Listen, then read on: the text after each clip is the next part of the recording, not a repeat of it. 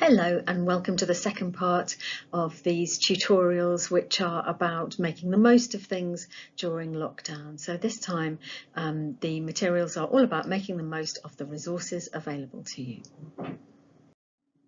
I think it's worth just repeating what we said last week, which is that there is help available for you if you need it. If you're experiencing low mood, general anxiety, do have a look at that email that we sent about student support, and remember that if you reach out, there's help available. Next week's materials will focus specifically on emotional well-being. But for this week, we're looking at different kinds of resources. So first of all, probably the most important resource when it comes to your learning is your teachers. So do make the most of contact that you can have with your teachers. So that will be by attending Teams lessons, and if you possibly can attend those live lessons live, you'll get more out of them because you'll be able to participate. Also, be a bit brave, turn on your camera so that you can look at each other and turn on your mic, and that means that you can join in more easily. And those long time Teams lessons can feel quite tough, so it's easier to stay engaged if you actually join in and participate. If you haven't been able to access one of those Teams lessons live, do make sure that you listen and watch the recording if you possibly can. Or your teacher might have come up with a different way to help you to access anything that you've missed. So please do keep asking questions, keep seeking clarification from your teacher. You might be able to do that within a Teams lesson, but also you might want to do that via email. So do keep in touch with your teachers, do email them if there's anything that you want to know or that you want some help with. There are other people who can help you in your studies as well. So your classes might have their own group chat.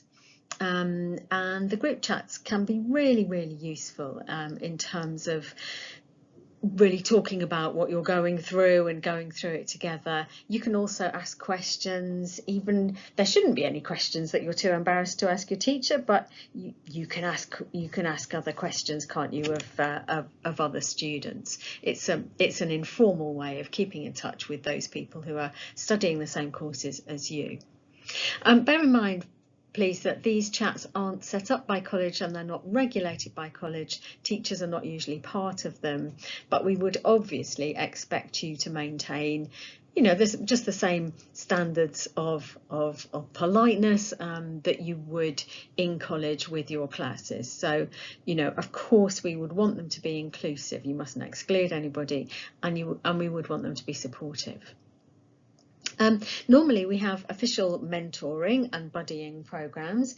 It's been slightly trickier to get things going of that nature this year, but there are some departments who have managed it. So please, ask your teacher. It might be that there's a pre-existing mentoring scheme up and running, or it might be possible to just set up some pairings or some small groups that can be study support groups for each other. Think about using the people at home as well.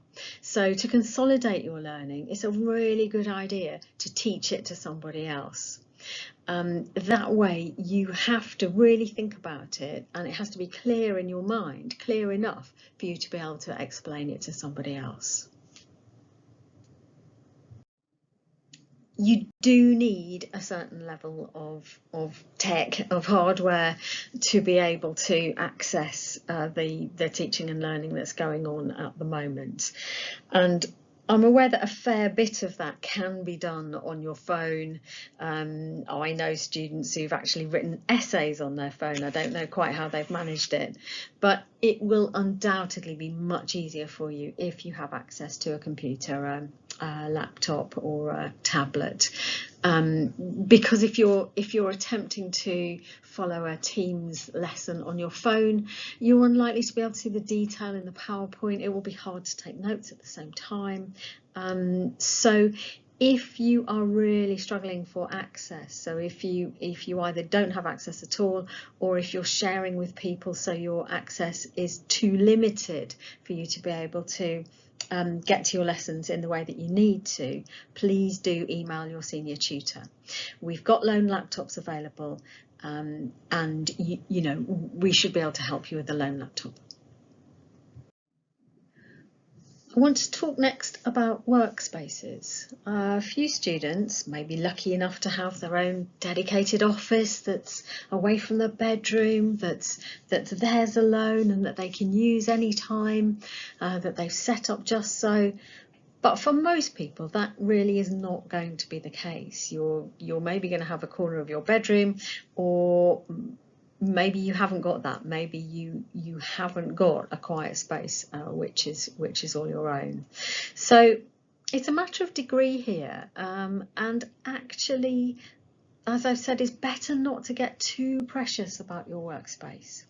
Because if you have to have absolutely everything just so before you can do any work at all, that doesn't set you up very well for the circumstances in which you eventually have to do work and get graded. So if you're sitting a test and you've only ever studied a particular subject or done your revising in a particular place that you're really attached to, actually it can be quite difficult in the test because the knowledge that you've picked up, you may have associated it too strongly with a particular place. So a little bit of variety is good actually, and you might divide your time between the things that need you to be sitting at a table with a pen and paper, and it may be that there are things that you can curl up on the sofa for half an hour and read, or watch a video about. So you can just change it around a little bit, and that might actually be helpful. So you don't need perfection when it comes to a workspace, but on the other hand, you know, some people do live in places which are just too small or too chaotic or too noisy to be able to get any work done at all. And if that's you, please do email your senior tutor, because we can make arrangements for you to come and study in college if that's the case. It's very useful to acquire those skills that let you concentrate even when there are things outside of your control that are potentially distracting. But that's not to say that you should add to the distractions yourself. The things that you can control, clearly you need to arrange so that you minimise distraction.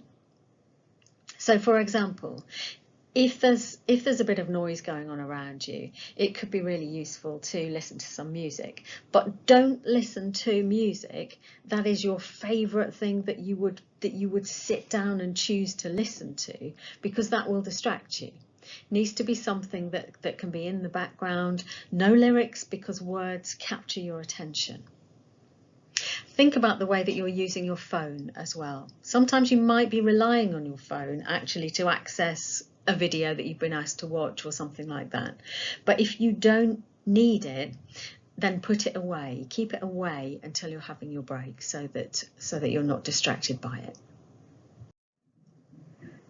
The next resource we're going to look at is time, and whether you're somebody who fears that they may not be spending enough time on their studies, or whether you're somebody who actually finds it hard to stop and is studying all the time, there's an approximation here of how much time you should be spending studying. So for each A-level or level 3 subject, you'll have about 2.5 hours of teaching in some form, a Teams lesson or maybe a narrated PowerPoint or something of that nature. You'll have about 2.5 hours of structured work, then you'll have homework for the week, and then you'll have private study. So for a typical programme of study for an A-level student or level 3 student, that should be adding up to about 30 hours overall per week. And apart from the scheduled lessons, obviously it's up to you how you organise that time. I've just suggested here a really simple way. So I think the very simplest way to organise your time is to treat your college work as if it were a regular job. So start about 9 o'clock, take your breaks, have a decent lunch hour, stop at 5 o'clock. That will allow you to feel like you've definitely done enough work and that you can then switch off at the end of that and have your evenings to yourself. So remember also the tip about mornings from last week's tutorial materials. Your willpower diminishes as you go through the day. So the earlier you start, the easier it is. The college library services are still operating and there's a whole host of things to help you here. So if you click on these links, you will find all the materials on Moodle for how to use remote access and how to use those library information portals. Finally, thanks for listening. Next week's tutorial is going to be about emotional resilience during lockdown. If you have any questions or any suggestions, anything that you want covering in this series, or any top tips that you think would be great to share with other students, please let me know. So the email is right there.